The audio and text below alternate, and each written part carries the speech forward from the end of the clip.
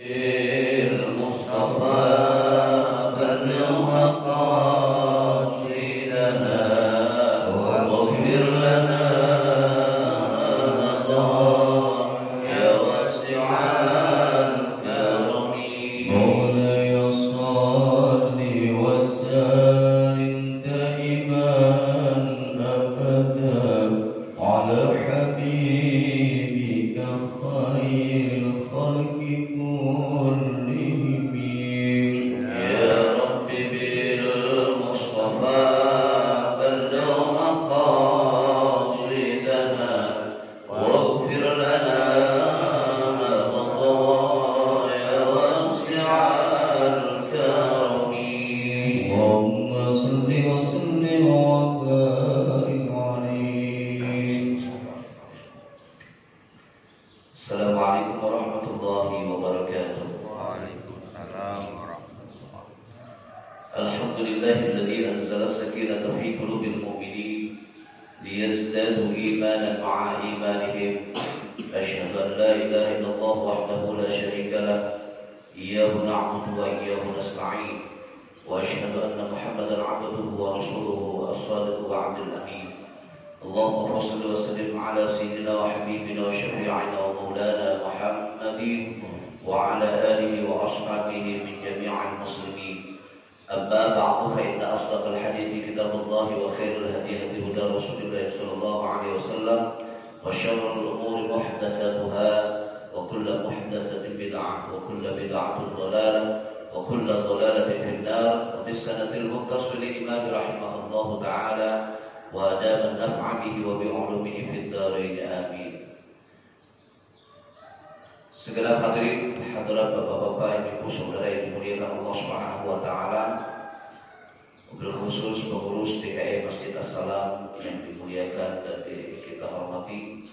Puji syukur alhamdulillah pada kesempatan pagi hari ini atas karunia dan izin Allah kita bisa melangkahkan kaki kita ke tempat yang mulia di rumah Allah ini dalam rangka menunaikan kewajiban yang menjadi satu kebutuhan kita, yaitu pelaksanaan sholat subuh dengan keadaan berjamaah, dilanjutkan dengan ta'lim kita yang biasa kita adakan setiap minggu kedua dan minggu keempat.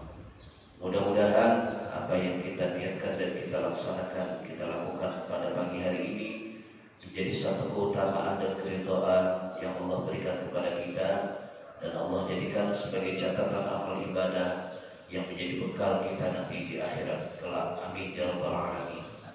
Shalawat dan salam semoga tetap tercurah keharibaan junjungan kita, penghulu alam baginda Nabi besar Muhammad sallallahu alaihi wasallam beserta para keluarganya, para sahabatnya, dan insyaallah kepada kita semua sebagai pengikutnya. Amin ya mujibas sa'ilin.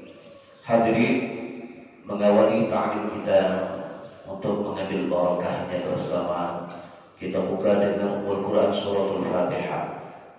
Berharap dengan fadilah suratul Fatihah Allah memberikan ilmu yang bermanfaat, keberkahan ilmu, dan juga Allah berikan keridhaan buat kita semuanya. Bitilkan niyahu ala kurniyatin salihah wa ila hadratin Nabi Mustafa Rasulullah sallallahu alaihi wa alihi wasallam. Qirabil Fatihah. A'udzu billahi minasy syaithanir rajim. Bismillahirrahmanirrahim. Alhamdulillahirabbil alamin arrahmanir rahim maliki yaumiddin. Iyyaka na'budu wa iyyaka nasta'in. Ihdinas siratal mustaqim. Shiratal ladzina an'amta 'alaihim ghairil maghdubi 'alaihim waladdallin. Amin. Bismillahirrahmanirrahim. Babul haid wan nifas. Bab ini berbicara tentang haid dan nifas. Tidak hanya orang perempuan yang harus tahu tentang masalah haid dan nifas, tetapi orang laki-laki juga tahu, supaya tidak melanggar rambu-rambu yang Allah berikan kepada kita. Sekaligus kita mengingatkan kepada istri-istri kita, anak-anak perempuan kita, suatu saat kalau ada sesuatu hal yang bersenggolan atau bersentuhan dengan hukum syar'i, maka kita harus menegurnya. Ya. Al-haidu huwa ad-damu wal khariju min qubulil mar'ati fi sihhatiha bila sababin.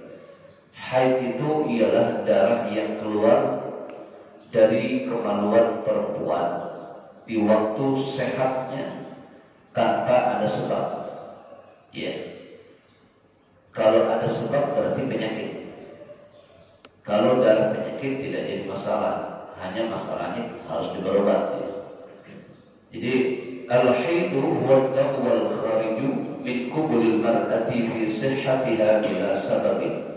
Haid itu ialah darah yang keluar dari kemaluan perempuan di waktu sehatnya bila sababin, dengan tidak ada sebab. Wan nifasu huwa ad-damul khariju minha ba'da tamami wiladatiha wa aqallu sinnil haidi 9 sinin. Dan nifas itu ialah darah yang keluar dari kemaluan perempuan sesudah sempurnanya melahirkan dia. Ya, sesudah sempurnanya melahirkan, itu namanya darah nifas.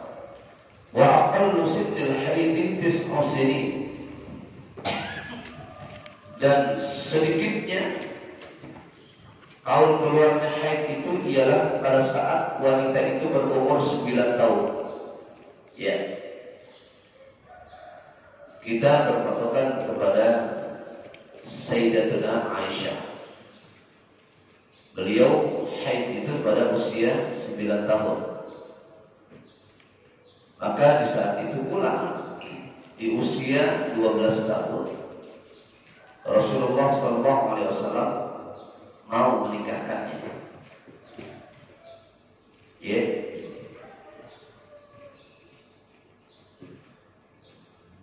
Takriban wa aqallu muddatihi yawmun wa lailatun. Kurang lebih dan sedikit-sedikitnya waktu keluarnya haid itu ialah sehari semalam. Paling cepat tuh kalau orang perempuan haid itu sehari semalam. Jadi kalau ada anak kita yang putri, ya dia juga belum mengerti apa-apa, orang tuanya harus mengerti, tidak hanya ibu, bapaknya harus mengerti. Kalau dia ngadu sama kita bahwa ada keluar darah dari kemaluannya, sampaikan kepada dia bahwa itu adalah darah haid. Dilihat dulu umurnya, umur 9 tahun atau 12 tahun. Sekarang umur 12 tahun hampir rata sudah haid. Anak-anak SMP itu kelas 1, kelas 2 atau kelas 7, kelas 8 itu sudah haid. Ada juga yang belum. Ya, tergantung bagaimana kesuburan daripada tubuhnya itu, kesehatan. Jadi kalau kita lihat, kita menyaksikan dia kita mendengar persaksian dia bahwa keluar darah, tapi kok cuma sehari semalam ya gitu. Itu berarti haid yang paling tercepat, ya, yang paling tercepat. Wa aktsaruha 15 yawman, dan sebanyak-banyaknya waktu haid itu yang paling lama itu 2 minggu atau 15 hari. 15 yawman ialah 15 hari. Umumnya 2 minggu. Nah, kalau darah haid ini mungkin juga bisa terlalu subur ya. Ya. Kalau haid itu sampai 2 minggu, biarkan saja udah.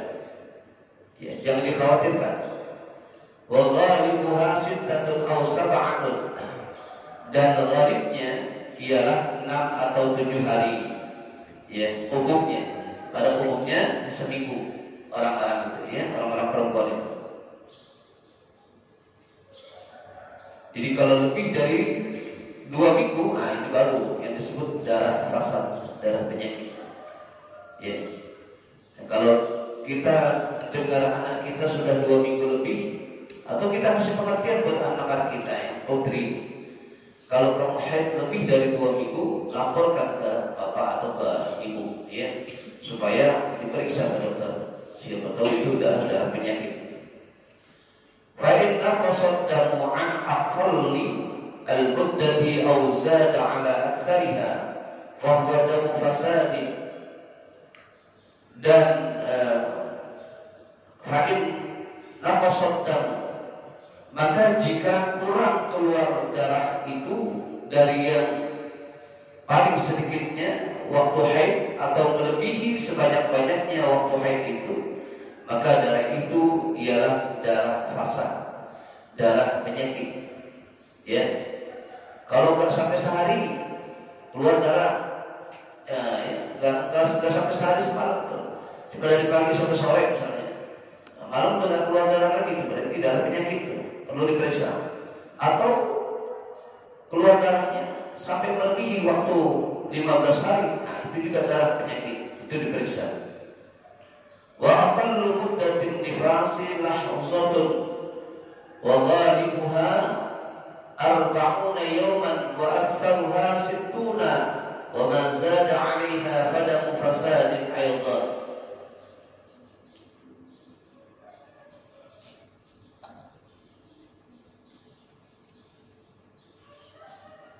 Dan sedikitnya waktu nifas itu ialah sebentar, ya, sebentar, gak lama, bisa jadi sejam darah nifas.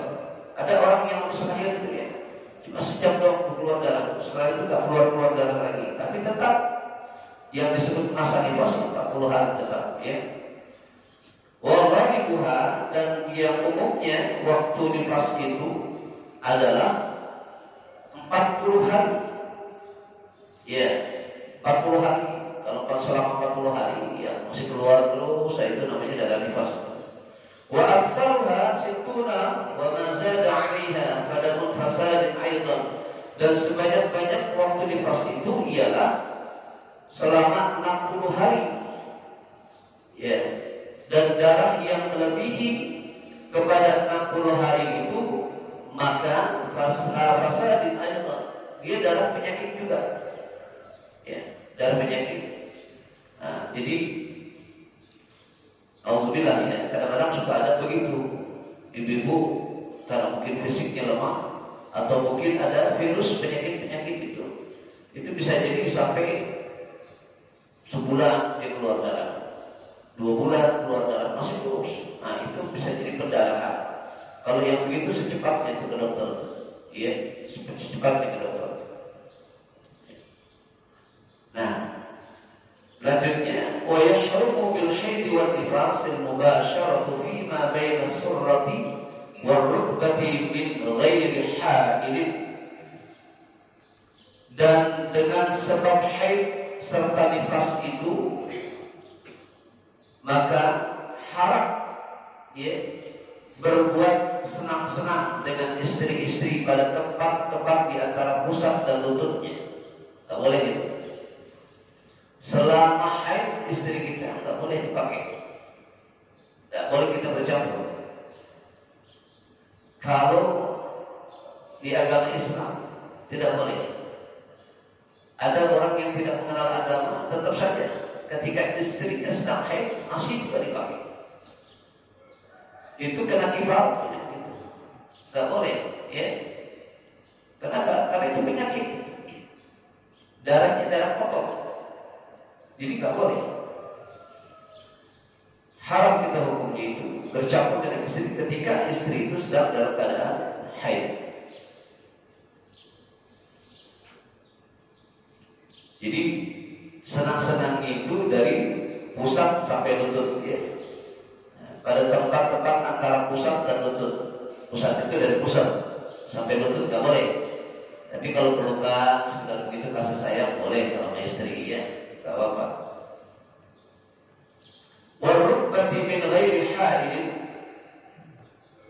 ya, dan tanpa adanya penghalang.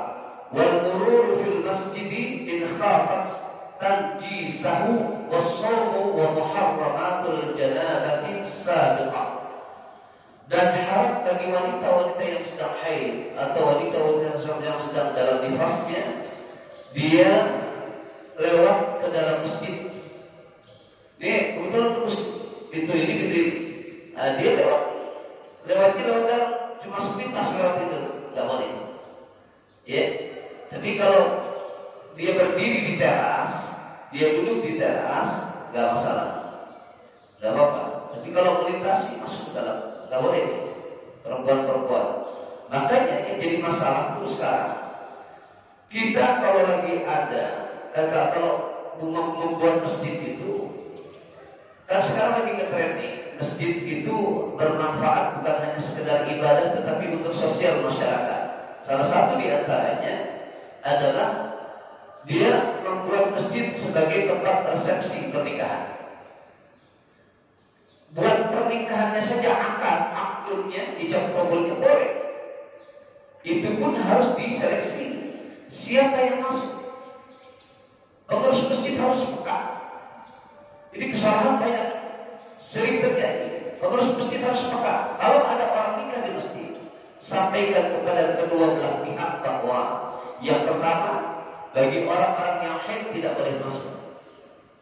Saya minta dengan segala kerendahan hati kami, gitu ya. Kami minta dengan segala kerendahan hati kami, bagi perempuan yang sedang haid tidak boleh masuk ke dalam masjid, tapi boleh di teras.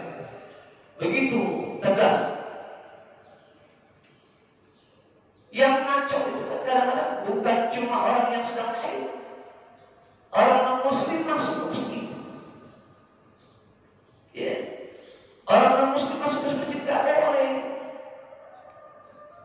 haram. Yang kena dosa siapa? Sultan masjidnya, DKM-nya.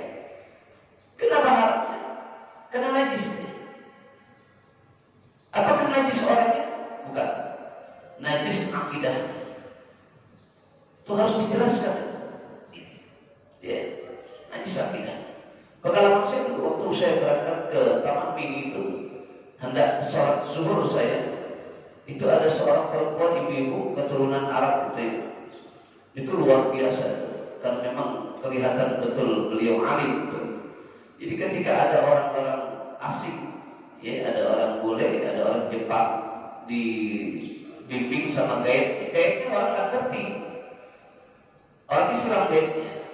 Karena kan waktu itu saya ngobrol, Bapak orang apa gitu. Setelah dia dimarahin sama ibunya, dia main lepas sepatu, masuk ke dalam.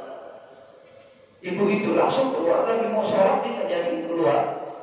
Dia tanya, "You Muslim?" Gitu. "You Muslim?" "No." Dibilang, "Oh, keluar. Get out, keluar." Disuruh keluar sampai itu. Untungnya orang itu memang mengerti, tidak marah. Ya, cuma kalau orang yang nggak ngerti dia masuk, ya udah masuk aja. Ya, makanya saya itu di Pondok Aren ada satu tuh masjid di pinggir jalan itu. Kalau dari Gopli lurus lagi arah ke Ciledug tuh, sebelah kiri, masya Allah luar biasa. Itu tanggung jawabnya berat, betul tanggung jawab berat. Masjid Raya Pondok Indah saja itu jadi problem tuh. Ya, ini bukan bercerita tentang keburukan masjid-masjid lain, tidak, tapi ini sebagai intibar aja. Di Masjid Raya itu kontroversi berat itu, karena sudah dihadirkan ulama-ulama dari Jawa Tengah, ulama DKI kumpul di situ waktu itu mempermasalahkan masalah masjid. Yang pertama, dia tidak mutasil. Tidak mutasil itu tidak ada celah untuk lantai yang kedua. Yang pertama, masjid kalau tidak mutasil, yang di atas tidak bisa dipakai. Ketentuannya begitu. Ini sedikit melenceng ya penjelasannya. Jadi nggak mutasil, ada celah. Nah, ini kayak celah begini. Nah, celah begini ini bisa dipakai di atas, cuma batasnya di sini. Ke depan bisa dipakai. Gitu. Pintu ujung sini harus ini. Ujung sini. Jadi ketika berjamaah, ya batasnya di ujung sini.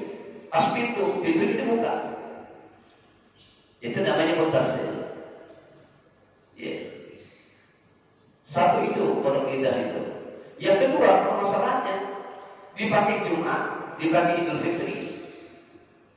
Udah begitu, di bawahnya juga dipakai untuk resepsi pernikahan. Ini jadi masalah. Yang lebih parah, itu yang di Pondok Aren. Jadi dipakai buat sholat berjamaah 5 waktu, dipakai buat Jumat, dipakai untuk Idul Fitri. Karena memang bangunan masjidnya cuma 1 lantai dasar doang. dipakai juga buat resepsi pernikahan. Itu kacau. Ya walaupun setelah acara pernikahan dicuci, dibersihkan gitu, dikosek dengan air sabun, tetap saja kita tidak memuliakan rumah Allah. Jadi untuk takriman lil masajid, nggak ada kita untuk memuliakan masjid itu. Ya, jadi kesalahan besar. Jadi hati-hati. Nah, jadi kalau perempuan begitu, Ustaz, bagaimana kalau seandainya membawa Al-Quran? Nggak boleh. Nggak boleh. Ibu-ibu nggak ada hadir ya. Kesian. Capek. Bahasanya lagi tepat dia masalahnya. Jadi kalau dia bebenah di rumah juga, suaminya habis subuh nih baca Quran. Habis baca Quran, suaminya lupa untuk benahin atau malas benahin, taruh aja di meja. Namanya ibu-ibu kalau bebenah pengen rapi semuanya. Kalau dia dalam keadaan haid, itu ngangkat Al-Quran satu keharapan. Ya, jangankan ngangkat dengan langsung. Ada Al-Quran kita angkat begini, meja. Sama dengan yamassuh, dengan menyentuh sama.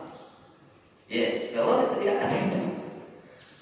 Ustaz kerjakan Al-Quran, tapi ada satu wadah yang diangkat. Jadi nggak boleh tetap. Ya, kecuali Al-Quran yang Al-Quran sudah termasuk ada terjemahannya. Karena itu bukan mushaf namanya. Kalau yang dikatakan mushaf itu adalah Al-Quran murni. Artinya isinya Al-Quran, kalimat-kalimat wahyu Allah Al-Quran itu. Tidak ada terjemahan-terjemahan. Kalau ada Al-Quran terjemahan sih boleh-boleh saja, ya, nggak masalah. Ya, termasuk bapak-bapak memuliakan Al-Quran itu termasuk Yasin. Jadi kalau tahlilan jangan taruh di bawah. Ya, jangan taruh di bawah. Dikasih itu alas, paling nggak bantal. Ya.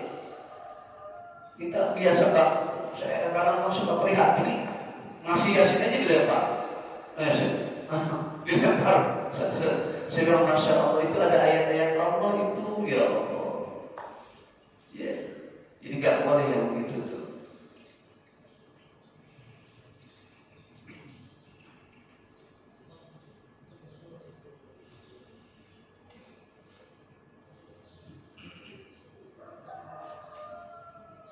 Kenapa tidak boleh lewat ke dalam masjid itu? Jika ada takut najis itu, ya, yang jatuh ke masjid, ke dalam masjid itu. Wasaumu, dan haram berpuasa bagi yang haid ataupun yang sedang nifas. Wa muharramatul janabatis sabiqah, dan juga barang-barang yang diharamkan dengan junub yang dahulu, atau dia artinya dengan sebab junubnya, ya. Apa saja yang sekiranya dengan junub itu sesuatu hal yang haram dilakukan, maka bagi yang haid dan nifas juga tidak boleh. Ya. Kalau anak kita misalnya, nah ini pertanyaannya, Ustaz, kalau saya kan sekolah nih, saya udah SMA, saya SMP kelas 3, ada tugas menghafalkan Quran Ustaz, dalam rangka pengambilan nilai, itu saya gimana itu? Nah, itu caranya dengan Al-Quran terjemahan. Tapi kalau untuk bacanya, niatnya zikir saja, boleh. Kalau dengan niat zikir, boleh, ya, gitu. Tapi lihat tempatnya juga harus bersih. Jangan niat zikir di WC, nggak boleh itu. Ya, di kamar mandi itu jangan zikir, nyanyi bersil nggak boleh. Ya. Masih ada yang suka begitu.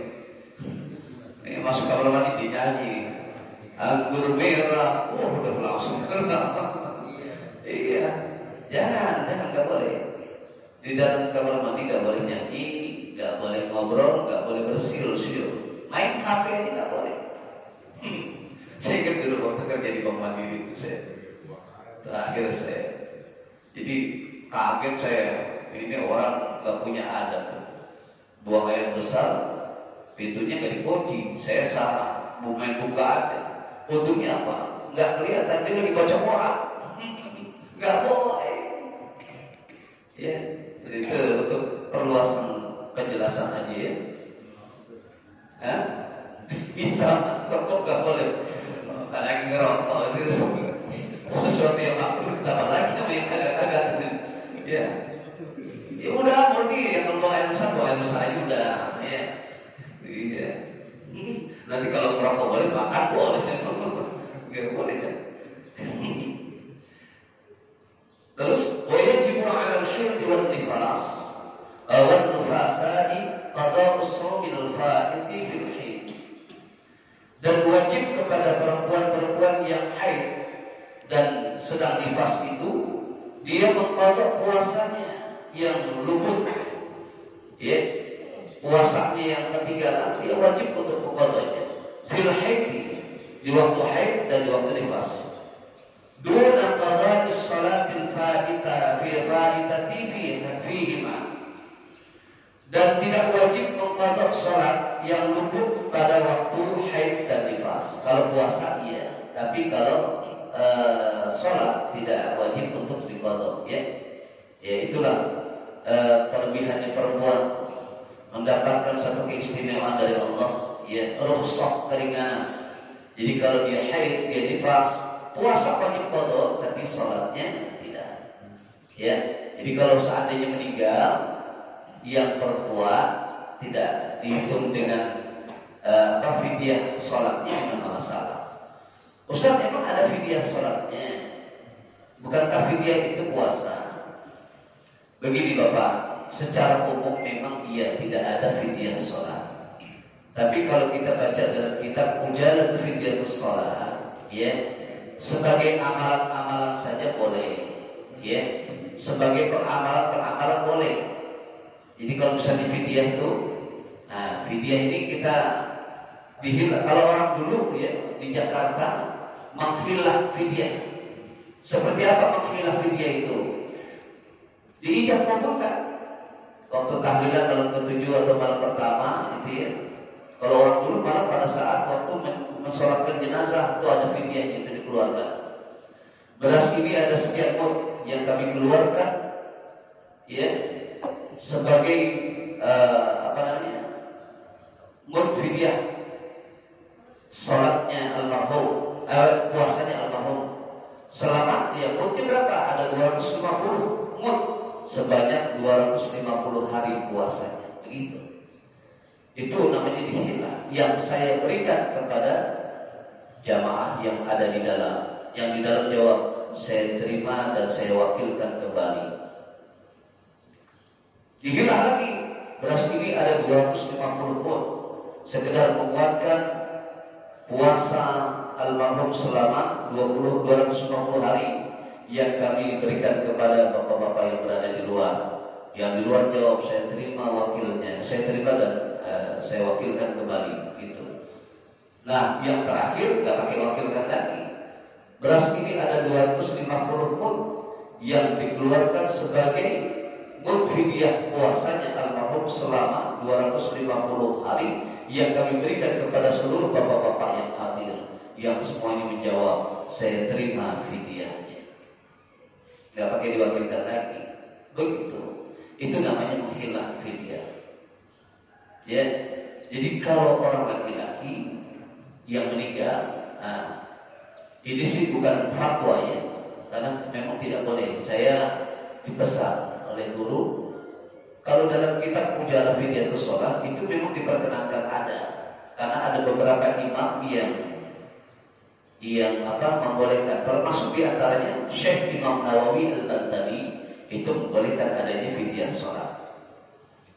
Bapak kalau ketemu orang-orang Muhammadiyah, orang-orang Wahabi, keras banget itu, nggak ada fidyah sholat, nggak ada fidyah sholat. Bahkan kata dia, kalau orang Wahabi bukan Muhammadiyah, nggak ada juga fidyah puasa. Begitu. Ya kalau ngajinya kurang begitu. Kalau ngaji itu harus banyak tempatnya, bukan cuma satu tempat ngaji. Supaya kita tidak berbenturan dengan hukum dan harus mengerti tentang masalah itu. Jadi sekali lagi, dalam masalah mengqadha tidak wajib sholat ya, kalau tidak wajib mengqadha sholat bagi perempuan yang haid. Cukup mengqadha puasa. Sampai di sini keterangan tentang haid dan nifas. Ya, nanti masuk pada kitab sholat tentang bab sholat. Ada yang ingin bertanya silakan. Mudah-mudahan saya bisa jawab.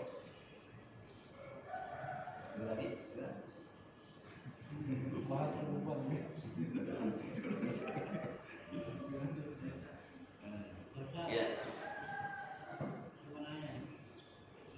Siapa dulu? Bapak dulu. Nanti katanya kalau ada di masjid orang mau hijab kabul nikah. Ada tulisnya kalau apartemen nggak boleh. Gimana kalau pengantinnya perempuan itu? Ya nggak boleh. Nggak boleh. Nikahnya di mana dia? Di rumah. Di rumah lebih bagus. Maka disampaikan.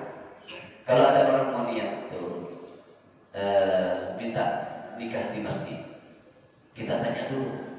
Ya, saya mau tanya. Yang pertama calonnya dalam keadaan haid nggak? Itu sehari sebelumnya. Ya, dalam keadaan haid nggak? Kalau dalam keadaan mohon maaf, nggak bisa. Tapi kalau di teras masjid nikahnya, boleh. Teras boleh. Asalnya tidak. Nah, di teras. Ya, di teras kan udah di bagian luar. Ada juga yang mengatakan saking ekstrimnya di teras juga nggak boleh. Ya, tapi kebanyakan pendapat di teras boleh. Gitu. Jadi kalau akad nikah itu begitu. Kita nggak seleksi lagi kadang-kadang nikah aja gitu. Dulu saya pernah tuh sekali udah, ya Allah, ya saya kan tamu, saya tamu terus tamu undangan gitu. Saya disuruh baca Quran dan khutbah nikah. Di saat saya mau baca Quran, tamu nikah datang tuh. Saya sudah di dalam masjid. Saya nggak tahu dia bukan haid atau tidak, tapi yang jelas satu dia nggak pakai jilbab, dibuka kerudungnya, pakainya rok nih sepedek. Dari penampilan itu sudah tidak ada menghormati masjidnya. Nah, makanya begitu selesai saya baca Quran, sebelum saya baca khutbah nikah, saya maju. Biarpun saya tahu saya berhak untuk menegur karena saya melihat kemungkaran. Saya tanya, maaf ibu agamanya apa? Saya Kristen, Pak Ustaz. Mohon maaf betul. Jangan tidak mengurangi rasa hormat saya. Mohon ibu di luar. Karena nggak boleh. Tapi kalau sudah terlanjur masuk, akhirnya dia keluar. Ya maaf Ustaz. Orang pada ngeliatin saya. Buat saya nggak ada urusan. Andainya marah, ya saya jelasin. Gitu. Akhirnya dia di luar. Nah kalau nggak ada yang negor begitu, ya tetap aja dia di dalam. Masa masjid pakai buat begini? Karena lama-lama masjid pakai buat nyanyi dangdut. Iya, pakaian minim begitu, masya Allah, nggak pantas. Perempuan pakai celana panjang aja ke dalam sih, nggak pantas. Biarpun dia pakai hijab, ya, ada etika, ada adabul ibadah, gitu. Ada adabul maslahatul mursalah, adab dalam bersosialisasi itu ada, ya. Ngaco kan. Jadi harus kita pahami. Terima kasih Mbak. Itu yang jawabannya. Ya. Silakan. Iya. Sebelumnya saya mau minta maaf kalau pertanyaan saya menaiknya dari. Enggak apa-apa. Jadi pertanyaan saya Ustaz, pendek yang saya tahu tentang sholat Jumat. Iya. Kalau khotib sudah naik mimbar, yang saya pahami sedikit, kita tidak boleh melakukan aktivitas apapun Ustaz. Iya. Itu betul. Dan Betul. ada masalah tentang aktivitas saat khotib naik mimbar seperti sholat atau kalau kita ini sering kotak amal Ustaz. Iya. Itu bagaimana hukumnya dan apa solusinya Ustaz? Iya. Baik. Terima kasih. Di saat khatib sudah naik mimbar menyampaikan khutbahnya, maka segala aktivitas apapun tidak boleh. Kecuali sholat ikhtilaf. Sholat sunnah ada yang membolehkan, ada juga yang tidak.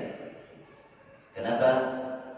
Karena salat dengan khutbah sama dengan rukunnya. Lebih-lebih khutbah dibanding dengan salat sunnah, maka lebih utamakan khutbah, kan begitu. Tapi tidak apa-apa, boleh. Ada keterangan lain, ya, beberapa sahabat termasuk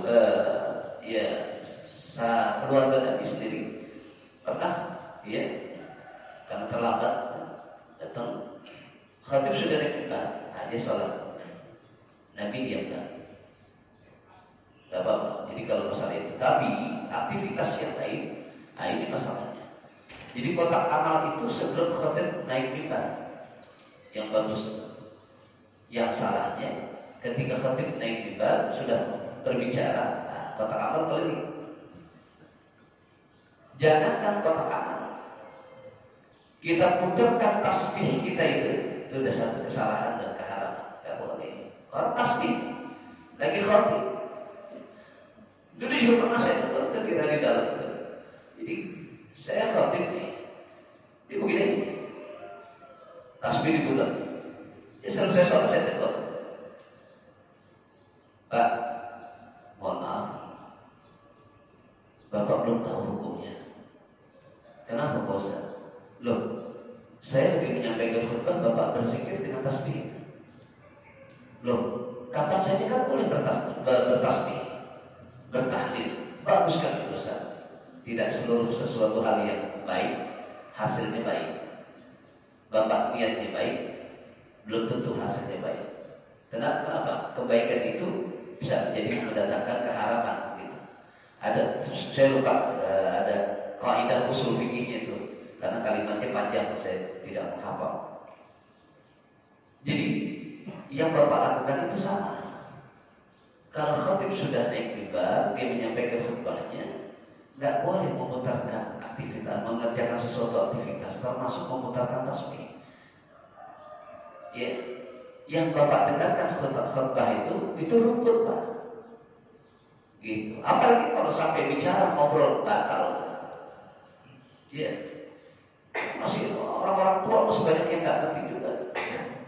Terutama yang umur 30, 40 tuh, ya. Saya kalau di kantor-kantor itu kan, dulu di tempatnya Pak Mustadul Arifin itu saya khatib itu. Aduh, ampun gitu.